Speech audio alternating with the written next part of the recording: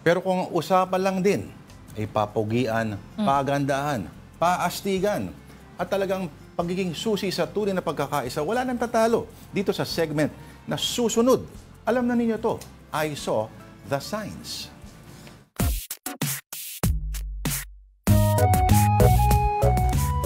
Today's edition, Tita D. Ano Pwedeng animal or animal. Kahayupan. Depende sa pagkakabasa. Anong kahayupan na naman itong pag-uusapan natin? Ang nagpadala ang ilan sa ating mga contributors.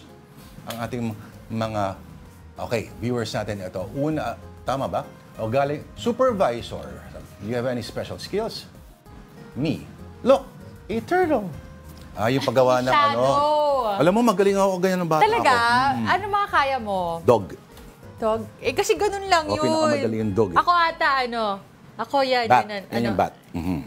Ano ba to? Bird. Bird? Tapos yung, di ba may ganun pa yun? Kasi Mahirap yung rabbit. Yung may kuneho pa. Oo. Ay, may kuneho, may ears pa. Pero pag yung rabbit, may ginagawa na gagawa rin ng isang rabbit, mahirap yon. Mahirap gawin sa anino. Ano pa? Next. Okay. Crocs. This is so meta. Pero hindi fair na hindi, alam mo, naniniwala ako na si Satanas ang nagdisenyo ng Bakit? Hindi ba? Hindi talaga.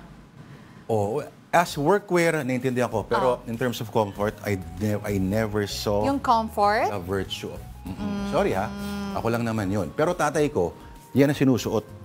Alam Kasi mo, paa niya ay paa ng dinosaur. to be fair, nung college ako, there was a year I tried it out. Meron kasi before silang version na na nilabas, mukha siyang ballet shoes.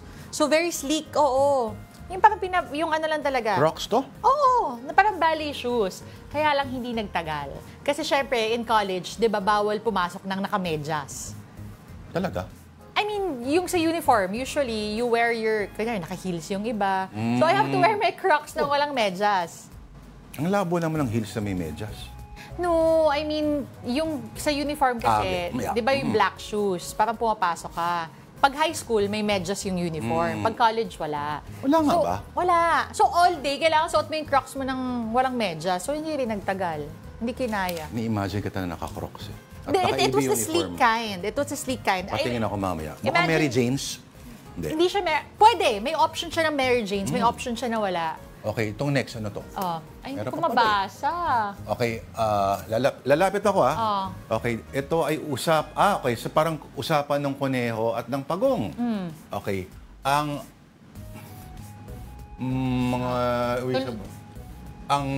Ang unang makauwi sa bahay, siya ang panalo. G. Tapos, ayun. O nga, dala niya yung bahay. Correct. In fairness. Umay. Ngayon ang kuneho. Lance. Okay, may isa pa. Meron pa? Oo, meron pa daw. Ito, ay. Pumila, lahat mabibigyan. Oh, ang cute. In fairness, pumila siya. Dakpila talaga siya. At itong si Tagpi ang dapat unang bigyan. Diba, at least si Tagpi ay marunong pumila, hindi gaya ng iba. Diba? Nako. Sisingit lang. Sisingit lang. Meron pa po ba? Pinariringgan ko yung aso namin na hindi marunong pumila at mga talagang PG talaga. Pero bago tayo magtapos, may babati ng happy birthday kay Jocelyn Cabreros. At ito, kasama natin si Tito Lance natin. Dito ka, pasok ka, Lance. Lance, tabihan mo si Tita Denise mo. Oo. Nais mong manawagan, may bata pong hindi ka naman naliligaw? Hindi po. O may problema ka sa trabaho? Wala naman po. Okay. Kasi galang papatulfo ka eh. May nais kang batiin, may birthday daw ngayon. Binabati ko po yung mother ko, si Jocelyn Cabreros po. Happy birthday, Ma. Enjoy your day po. Ayun. Anong regalo mo kay Mami? Balita ako, merong bagong cellphone daw. Ay, boy, ganon. Dadating po yan. Dadating dyan. Ilang taon na si Mami? 53 po. 53. Daddy naman, ano regalo kay Mami? Hindi ko pa po alam. Naku, balita ko, may laptop daw na regalo si Daddy na bagong-bago. Anong pangalan ulit ni Mami? Jocelyn Cabreros. Ay, Cabreros. happy birthday po, Tita Jocelyn. Tita Jocelyn, happy birthday. Napakasipag po ng anak ninyo, kaya ang laki-laki ng kanyang sweldo. Oo, magpalibre kayo kay Lance. Mamaya ililibre raw sa mamahaling restaurant. Ay, gano'n. On the Ay, spot. nasa province po si Mama ngayon. Nasa province. Unlikely. Saan? Sa Leyte po. Late na, maray pala kayo. O Mami, magpapadala raw ng malaking halaga si Lance dyan sa inyo. At May gusto ka pang sabihin sa mami mo? Enjoy your day, ma. I love you. May girlfriend na po yung anak ninyo dito. Alright, thank you, Lance. Thank you, Lance. Si Lance po, mga kapatid, ang ating audio.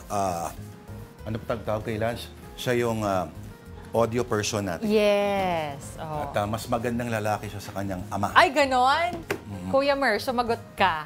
Okay. Tanggol mo sarili. Baka biglang pumasok din dito si Kuya Mer. Pinagsasabi mo dyan, bang? Sige po, kung meron kayong nakita mga signs, please send them to us at afternoondelighton@gmail.com.